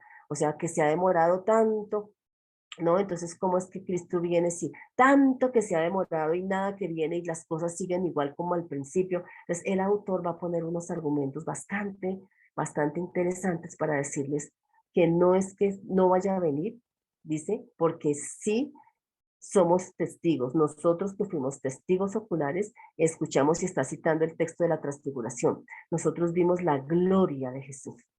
Nosotros vimos al Cristo resucitado y nuestros ojos no fue una leyenda, ni fue que entramos en éxtasis, ni fue algo que nos inventamos. Nosotros fuimos testigos, ¿no? De la gloria de Él y escuchamos su voz, la voz del cielo que decía, este es mi Hijo amado, a Elohim. O sea, es el primer argumento que pone para decir, es tan cierta la segunda venida de Cristo. Por otro lado, dice, ustedes que dicen que todo está igual como al principio, no, ustedes no se acuerdan, y hace una citación del Antiguo Testamento de la época del diluvio, y si ustedes no se acuerdan que por la maldad que había en la humanidad, el Señor a través de Noé anunció un juicio, ¿no? Y que esos cielos y esa tierra acabaría, anunció un juicio y que todo se anegaría, y no se dan cuenta que eso pasó. O sea, las cosas no siguen igual como al principio. Sí hubo un cambio y hubo un juicio. Y ahorita estamos en la misma situación. Porque cuando Él venga en su segunda venida, habrá nuevamente un cambio. Es el segundo argumento que pone. Y el tercer argumento, bueno, otro de los argumentos que pone es porque ninguna profecía, o sea, hablando de esto, de la segunda venida de Cristo, dice, ninguna profecía vino por corazón humano, sino que el Espíritu Santo impulsó pues a los autores, a los profetas a poner por escrito y esa profecía no les llegó de sí, ¿no? Sino que fue inspirada por el Espíritu de Dios. Es el tercer argumento para decir, no cita exactamente qué textos, pero para afirmar que la segunda venida de Cristo es ciertísima. Y el último dice, ustedes saben por qué no ha venido, ustedes creen que se demora. Dice, algunos tienen por tardanza la venida de Cristo, pero Él no se ha demorado. Lo que pasa es que ustedes están mirando, yo lo parafraseo, pero la idea es, ustedes están mirando en su cronos, aquí, en su tiempo y en su espacio. Aquí en su tiempo y en su espacio han pasado 40 años y ustedes dicen, ¿cómo se demora? Pero si ustedes piensan en el kairos de Dios, en la eternidad de Dios, allá no ha pasado tiempo. Porque si aquí pasan 1000 años, allá no pasa tiempo. Pero si aquí pasa un día, allá no pasa tiempo. O sea, es una comparación simplemente. No está diciendo que un año significan 1000 años, como dicen algunos, no. Está diciendo que un año es como 1000. ¿Cómo? No es que sea así. O sea, que es para decir que en la eternidad puede que pase un día, puede que pase, que un día es como 1000 años, es que dice, puede que pase un día, puede que pasen 2, 10, 20 mil, pero en la eternidad de Dios no ha pasado tiempo, de manera que Él no se ha demorado. Es el siguiente argumento. Y dice, ¿saben por qué no ha venido? En su crono se ha demorado, en el kairos de Dios no, porque ya no ha pasado tiempo. Pero ¿saben por qué no ha venido? Porque Él no quiere que nadie se pierda, sino que todos procedan al arrepentimiento. Y cuando Él venga en su segunda venida, ya no habrá oportunidad porque el reino llegará a su plenitud. Y entonces ya quienes no acogieron el proyecto de Dios, quienes no acogieron la salvación, digamos, pues van a pasar una eternidad sin Dios, una eternidad sin la vida, una eternidad que es, no podemos imaginarnos qué tan terrible es pasar toda una eternidad sin Dios y sin la vida. Entonces esos son los argumentos que Pedro pone así como a grandes rasgos, ¿no? Esta segunda carta también es muy bonita, es muy pertinente para hoy. Bueno, ahí está el contenido, pero luego viene la primera carta de Juan.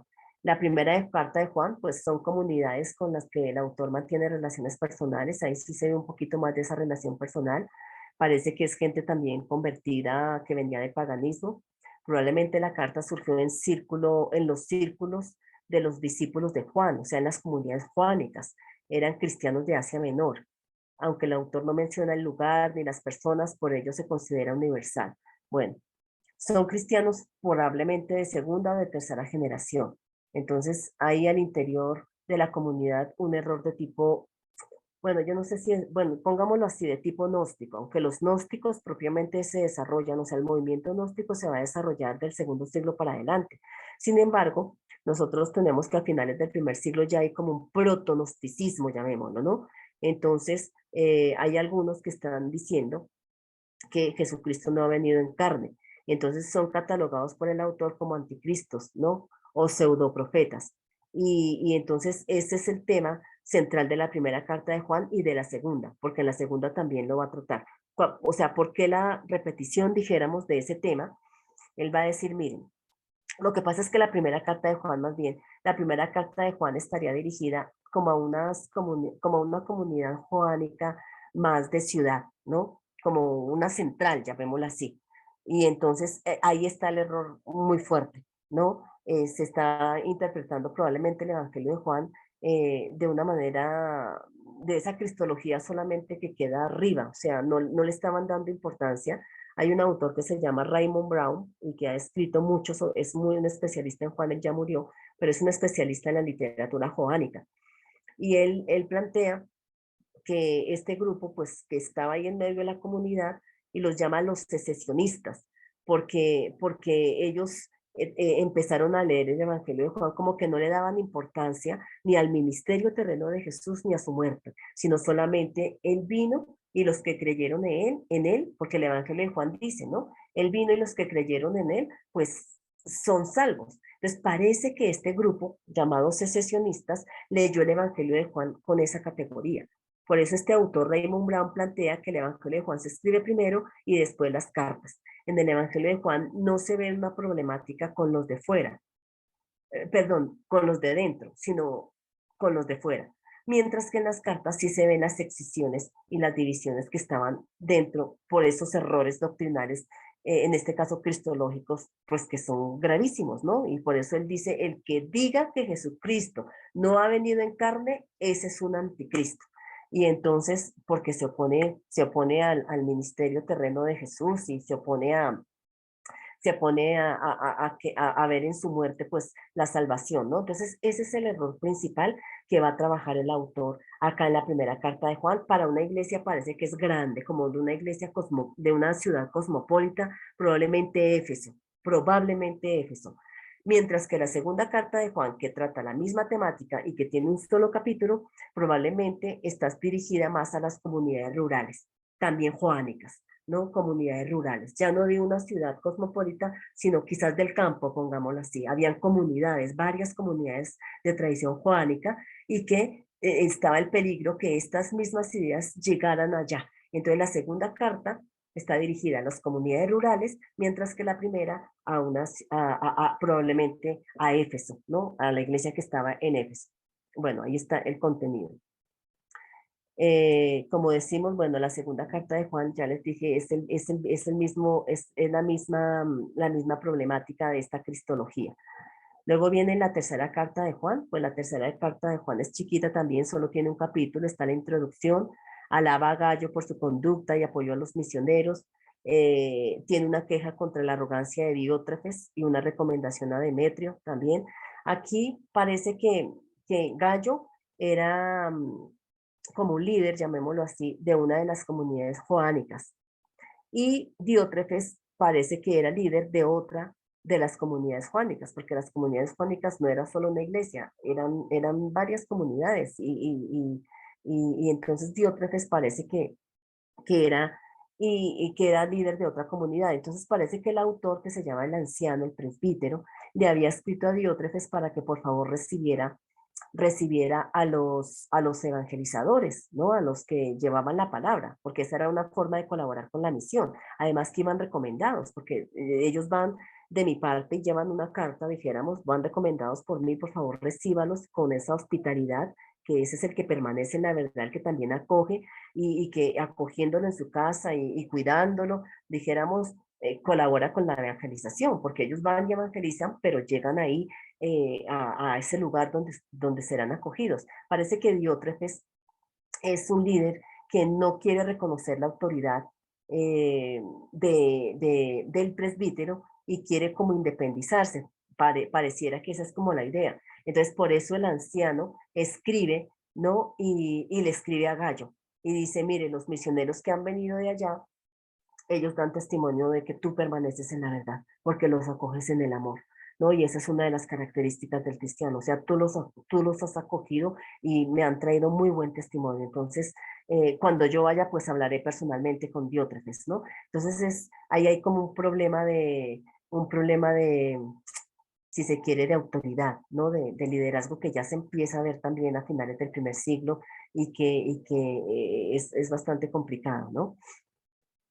Anuncia su visita y bueno, y agrega los saludos. Es una carta muy cortica. Y la carta de Judas, la última carta, es como les decía, se parece a la segunda carta de Pedro en cuanto al primer tema, que es los falsos maestros, que desprecian a Cristo, que no respetan a los ángeles, que bajo el pretexto de libertad tienen desenfrenos inmorales, que participan en los ágapes, en las comidas comunitarias de los cristianos, pero que tienen ciertas prácticas, no especifica exactamente qué es lo que hacen, pero los trata duro, o sea, el autor los trata bastante duro.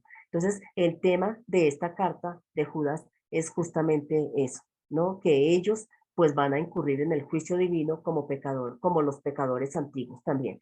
Los exhorta también a su comunidad, es cortica, también tiene un solo capítulo, a llevar una vida cimentada en la fe, en la oración, en el amor, en la espera del Señor, y cuál debe ser su conducta frente a esos hermanos que bajo el pretexto de libertad realmente están viviendo es un libertinaje moral, ¿no? Entonces ese es el tema central de Judas. Bueno, y este libro que me encanta, bueno, todos me gustan, pero este libro, el Apocalipsis, ya permítanme lo presento y ya leemos las preguntas y damos espacio para las preguntas.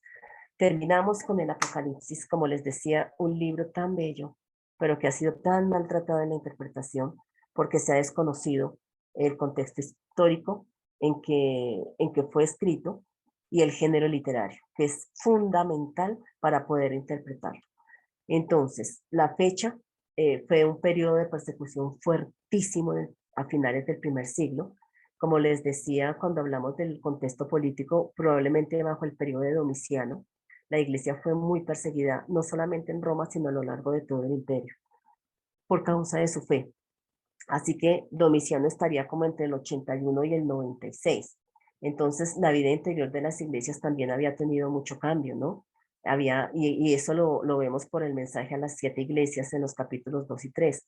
Se veía un poco la decadencia, la fe estaba muriendo, las herejías descritas ahí como esos nombres de Jezabel, la doctrina de Jezabel, de los Nicolaitas, de Balaam, que aparecen ahí descritas en esos capítulos, indican que el autor conocía bien y probablemente de qué trataba. Bueno, digamos que a grandes rasgos parece que la idea era, bueno, estamos siendo perseguidos, nos están matando, nos están quitando nuestras cosas, nos están despojando de nuestros bienes, entonces, pues, ¿qué da, qué más da y echar un poquito de incienso frente al divino César, ¿no? Frente a la divinidad, aquí está de manera muy importante el culto imperial del que hablamos en clases pasadas, cuando hablamos de la segunda carta a los tesalonicenses, el culto imperial está aquí al máximo. Domiciano fue uno de los emperadores, entre otros, pero uno de los emperadores que exigió culto y mandó levantar estatuas de él y ponerlos en diferentes templos a lo largo del Asia Menor para ser adorado. Y y tenía un grupo, llamémoslo de sacerdotes, que eran los encargados de oficiar esas ceremonias y esos cultos, y se invitaba a la gente a llevar incienso delante del César, ¿no? Delante del divino. Y entonces el culto imperial fue una de las causas por las cuales los cristianos fueron perseguidos. Eso fue fuertísimo realmente en esta época. Entonces, tenemos dos situaciones para las comunidades del Apocalipsis, probablemente del Asia Menor. ¿Cuáles son las dos situaciones? Por un lado, la persecución del imperio fuerte, fuerte, porque fue fuerte. Pero por otro lado, la situación interna de las iglesias. Entonces, por eso el mensaje de exhortación a las iglesias, manténganse hasta el final. O sea, ¿quién es el vencedor en el Apocalipsis? El vencedor es aquel que aunque lo maten, se mantiene en los principios hasta el final. Y es vencedor. Eres el vencedor. Es una de las palabras que más se repite en el Apocalipsis. Al que venciere yo le daré. ¿Qué? Y le promete esos dones escatológicos que Jesucristo da, ¿no? Entonces, esos dones escatológicos. Entonces, se anima a la iglesia, pues también se exhorta a la iglesia, porque creo que eso es lo que más le preocupa al autor. El autor es alguien que se llama Juan y que está exiliado en la isla de Patmos y que también ha sufrido por causa de la fe y por causa del testimonio.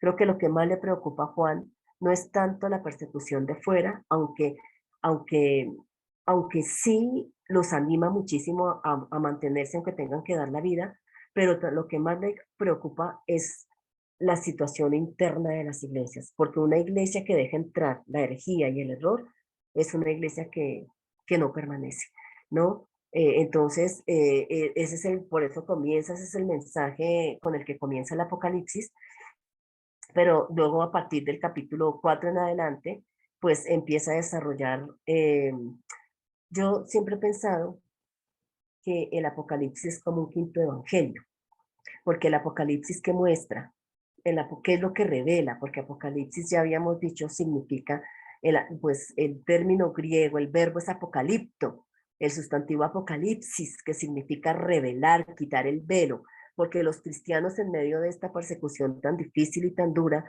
ellos no lograban ver los designios de Dios en la historia, o sea, no lograban descubrir como que el cristianismo estaba en vía de extinción, como que no lograban descubrir el plan de Dios en la historia, como que qué ha pasado, porque la persecución era tan grave que se les cegaba los ojos. Entonces, el Señor, digamos que en este género apocalíptico, el autor escribe porque el género apocalíptico es como, si me permiten, una terapia de choque, ¿sí? O sea, necesito pasar cuadros, por eso la simbología es muy alta, como que impacten la mente del destinatario. O sea, para que aquel que está viviendo, que está sufriendo, como que se sacuda y pueda ver, logre ver, se quite el velo y logre ver los designios de Dios. Entonces digo que es un quinto evangelio porque está mostrando el reino de Dios en plenitud, no en plenitud, sino el reino de Dios como los evangelios sinópticos lo muestran. Entonces, el reino de Dios, ¿cuál es? Dios está en su trono, el capítulo 4, ¿no? Dios está allá en su trono sentado y al lado de él está el Cordero, Dios y su Cristo. Está por encima del imperio del César. Él está arriba sentado en su trono y él es el que dirige la historia. La historia no se le ha escapado de sus manos. Él es el que dirige el curso de la historia, tanto así que el Cordero vino a desarrollar ese plan de salvación. Por eso en el capítulo 5 describe, le entrega un rollo y le dice, mira, aquí está la historia. Nadie puede desenrollar la historia. Nadie puede descubrir el sentido de la historia. Por eso en el capítulo 5 es tan bonito, me encanta, porque está el anciano y él llora, Juan llora y dice, pero nadie es digno de abrir el libro, nadie es digno de desatar sus sellos, nadie. Y entonces se aparece alguien y le dice, no llores. Y dice, yo lloraba mucho.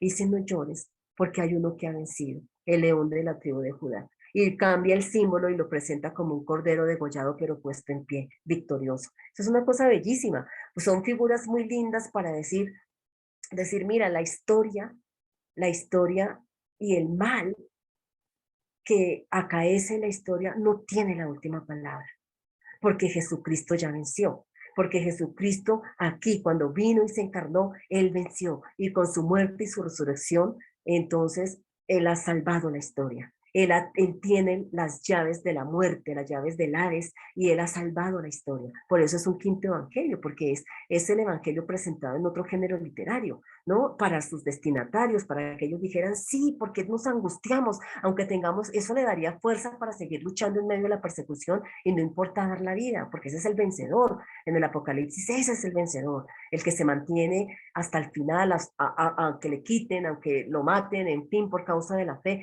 Y dice, sí, es que aparentemente pareciera que todo es un caos, que nos están matando, pero la historia está vencida. O sea, más bien el mal que se ha metido en la historia está vencida porque Cristo vino, murió y resucitó, y entonces se descubre el velo y entonces se logra ver con claridad, sí, la historia, esa salvación de Dios en Jesucristo, esa es la última palabra. El mal no la tiene. Pareciera, pero no la tiene. Entonces, ¿qué estamos esperando? Seguimos caminando, seguimos con fuerza.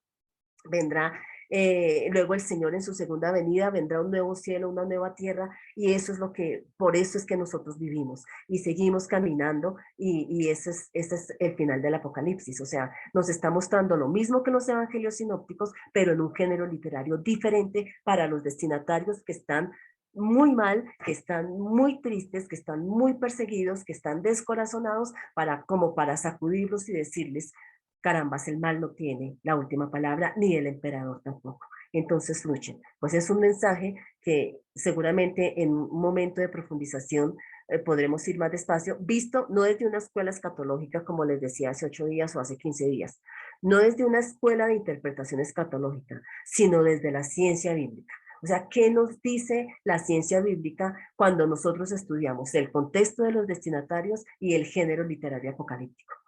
Entonces, es eso, así es como se tendría que entender el Apocalipsis, no desde una escuela, repito, de interpretación escatológica, sino desde ahí, desde qué dice el texto, cómo entender el género apocalíptico, que es preferido cuando hay momentos de persecución muy grandes. El género apocalíptico es preferido por los autores, porque es el que sacude para poder descubrir los designios de Dios en medio de la historia, ¿no? Entonces el Apocalipsis es bellísimo. Y el Apocalipsis pues sigue hablando, si esto le dijo a ellos en esos momentos, pues sigue hablando a la iglesia de todos los tiempos, ¿no? El mal no tiene la última palabra. Dios, a través de su Cordero, estableció el reino. Fíjense que es el mismo mensaje de los evangelios sinópticos en otro género literario, ¿no? El reino de Dios ha venido a establecerse a través del Cordero. Y la historia que está en el rollo se le entregó a Jesucristo, y él vino a desarrollar la historia, a mirar, a darle el sentido a la historia y a salvar la historia. Así a grandes rasgos, había mucho más que decir del Apocalipsis, evidentemente sí, pero entonces, pues ahora sí, en estos 15 minutos, me senté en la palabra para poder terminar todos los libros del Nuevo Testamento, pero ahora sí vamos a hablar en estos 15 minutos que nos quedan. Carmen. Sí, buenas noches, profesora. Una consultita en cuanto a los evangelios sinópticos que nos ha mencionado. En 1776 es un alemán, Jakob Grechbach, ¿verdad? La que hizo esa clasificación en forma paralela para tener una visualización más simultánea. Sí. Entonces, mi inquietud es porque me di el trabajo yo de hacerlo de los 4 evangelios, o sea, digamos, evangelios Mateo, Lucas, Marcos y Juan. Entonces, yo me di cuenta que se ha mencionado que Marcos es la fuente para Lucas y para Mateo, ¿verdad? Juan tiene otra forma de presentar el evangelio, ¿verdad? Algunos pasajes coinciden con los 4, pero en cuanto, me pregunto, ¿no? Por ejemplo, la genealogía de Jesús, el nacimiento de Jesucristo, Jesús en el templo, todo eso, no lo presenta Marcos. Marcos lo presenta a partir del bautismo de Juan. Entonces, por ejemplo, las parábolas, los 2 cimientos, la oveja perdida, las 10 vírgenes, la fiesta de las bodas, la alimentación de Jesús en Jerusalén, el afán y la ansiedad, lámpara del cuerpo, tesoro del cielo, no se encuentran en Marcos. Entonces, ¿cómo se podría explicar que Marcos es la fuente de Lucas y si no está en Marcos? Porque me di ese trabajo, porque había una inquietud. Entonces, y hay otros más, ¿no? Como el juzgar a los demás, la puerta estrecha, el mensajero de Juan el Bautista, venid a mí los que están cargados, generación incrédula, no se encuentran en Marcos. Entonces, ¿cómo se podría explicar de que Marcos es la fuente? ¿De dónde sacó Lucas? Me imagino que debe haberlo sacado también de Mateo, ¿verdad? Hay algunos en la cual, por ejemplo, yo me puse a analizar cuando María visita a Elizabeth o cuando Jesús y Zaqueo, lo considera solamente Lucas. Entonces, esa inquietud tengo en cuanto a la fuente, si nos podría aclarar, ¿no? O es que es del punto de vista crítico, ¿no? De esta, bueno, desde el punto de vista crítico también no sé si su análisis es solamente desde el punto de vista en que fueron escritos los evangelios, porque difiere con las fechas que se encuentran en las diferentes versiones de la Biblia, ¿no? Hay una introducción y ahí está. Esa es mi inquietud, maestra. Bueno, Carmen, muchas gracias por tu pregunta. Sí, pues mira, ¿de dónde pudo haber tomado Lucas? Porque sí, él tiene muchas cosas más que no aparecen en Mateo ni siquiera y en Marcos. Pues en un primer momento se llegó a pensar que Marcos, de hecho no se interesaba mucho por el estudio de Marcos, porque se llegó a pensar que Marcos era como un resumen de Mateo y de Lucas, primero porque es más corto y porque pues casi todo Marcos está en Mateo y en Lucas, ¿no?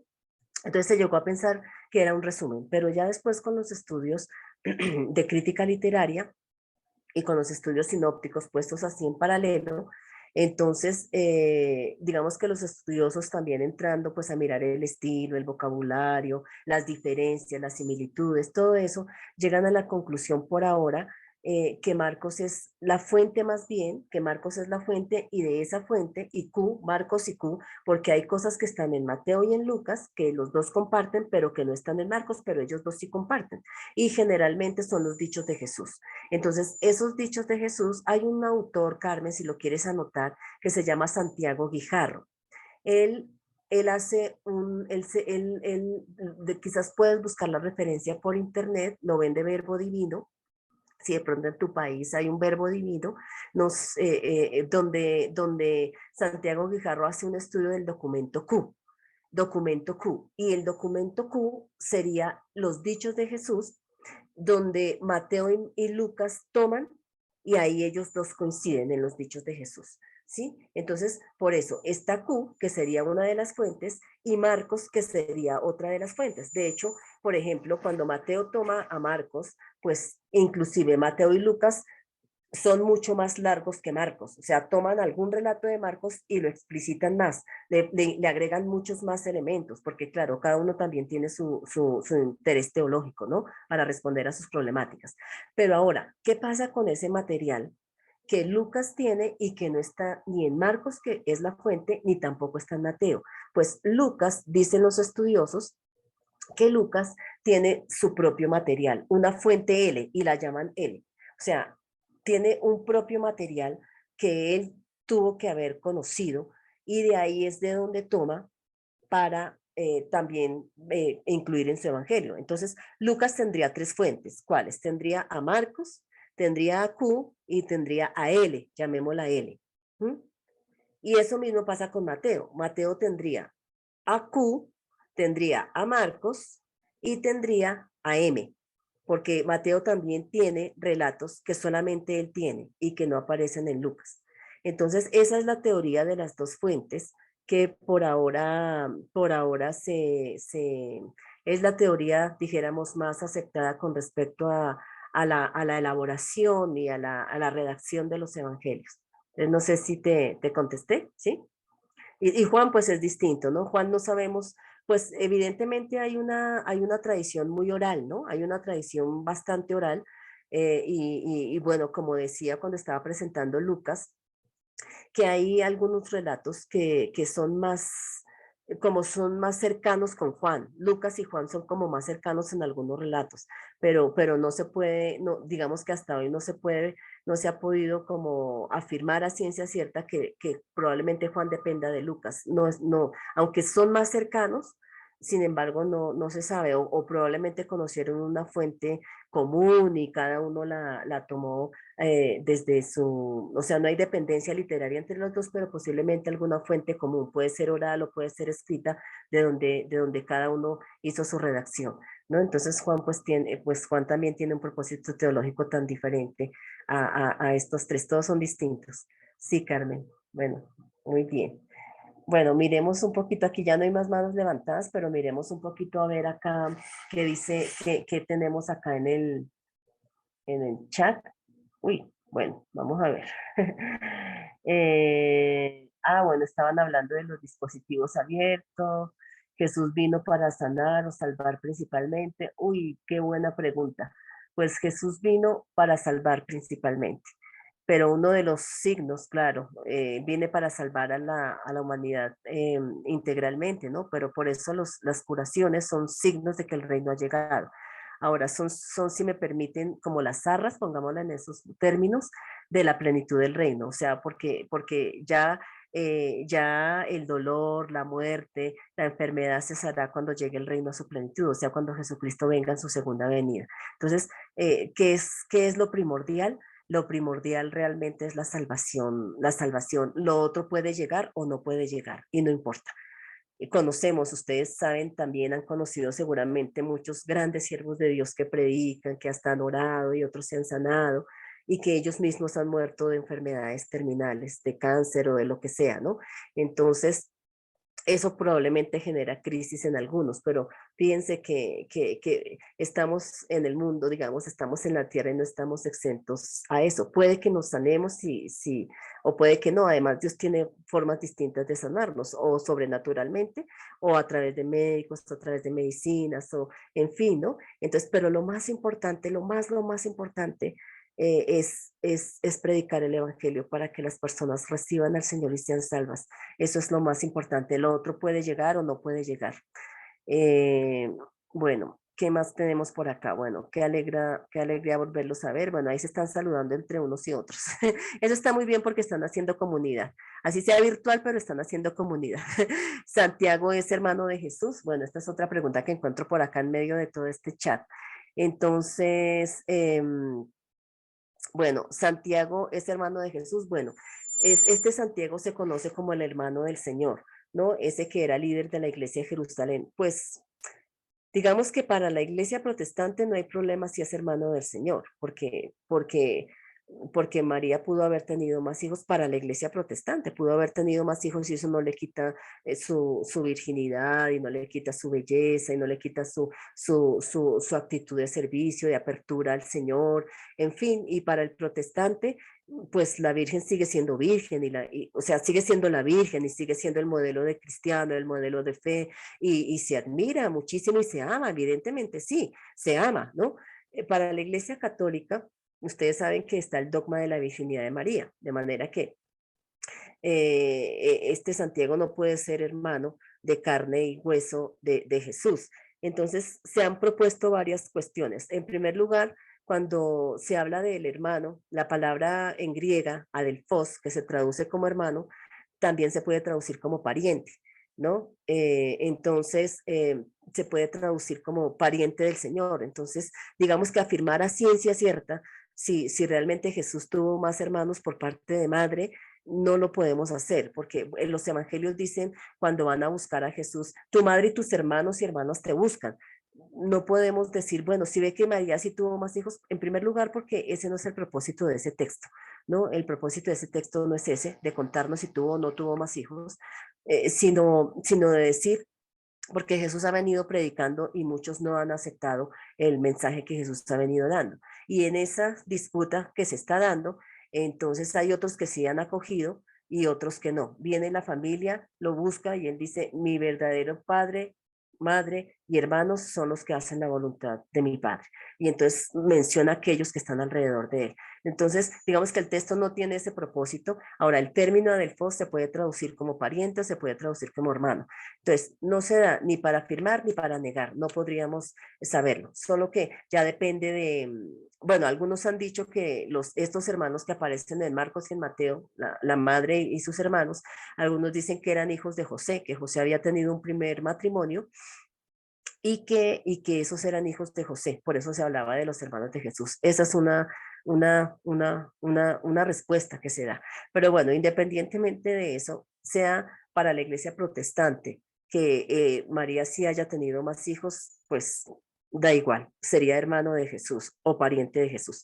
Para la iglesia católica, que está el dogma de la virginidad de María, pues se traduciría como parientes del Señor. Independientemente de las posiciones, este Santiago sería el Santiago líder de la comunidad. Puede ser, porque sí sabemos que la familia, digamos, los parientes de Jesús, después que Pedro sale de Jerusalén y empieza su ministerio por el mar Mediterráneo hacia arriba, hacia Antioquía, que se establece ahí como en Antioquía, que ya había algunos cristianos, y por ahí se establece la tradición de la predicación petrina, quien toma el lugar en Jerusalén, pues es Santiago y es la familia, dijéramos, los parientes del Señor toman el liderazgo allá en la iglesia de Jerusalén. Entonces, pues eso sería como la respuesta que te daría Juan Pablo, ¿sí? Entonces, ¿no es medio hermano? Bueno, sí. ¿Por qué medio hermano? Bueno, ya contesté un poco. Ah, bueno, ustedes siguieron hablando ahí. Muy bien. Muy bien. A ver si hay otra pregunta más adelante. Bueno, eh, entiendo que Lucas también investigó con María sobre ciertos acontecimientos. ¿Qué me dice usted al respecto? Bueno, Elena, gracias por la pregunta. Sí, parece que habían algunas tradiciones familiares. Es muy importante tu pregunta porque los relatos de infancia de Lucas, por ejemplo, ¿de dónde sacaron toda esa información? Entonces parece, dicen los que saben, hay un autor que es especialista en la obra lucana, Lucas Hechos, que se llama Joseph Fitzmayer. Y entonces él plantea, hablando de fuentes justamente, que probablemente Lucas tenía alguna fuente familiar, alguna fuente de tradición familiar de donde pudo haber relatado toda esta información de relatos de infancia, ¿no? Entonces, para responder a tu pregunta, Elena.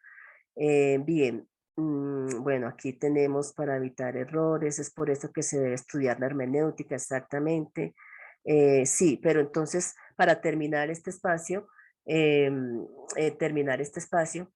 que ha sido un gusto para mí acompañarlos en esta segunda parte de introducción a la Biblia. Habría tanto para decir, pero bueno, apenas como siempre les dije, es una introducción, pero es para que quedemos antojados y antojadas de seguir profundizando ya, hacer más estudios de profundización ya propiamente en Marcos, luego en Mateo, en Lucas, en la obra lucana, y bueno, y en cada uno de los 27 libros del Nuevo Testamento, ¿no? Apenas este es como una panorámica general lo que se dice en las ciencias bíblicas, en los estudios exegéticos, pero sí, nuevamente para que se vayan con esta pildorita de exégesis, y es que eh, siempre que nosotros que estamos estudiando, porque no quiere decir que el que no estudia, entonces Dios no le habla, no, claro que sí, Dios habla, es la palabra de Dios y ella transforma, pero en el caso de nosotros que nos interesamos por el estudio de la Sagrada Escritura, pues carambas, nosotros que estamos estudiando, a nosotros sí se nos exige que antes de hacer la hermenéutica, o sea, la interpretación, la actualización de lo que el texto me dice a mí hoy,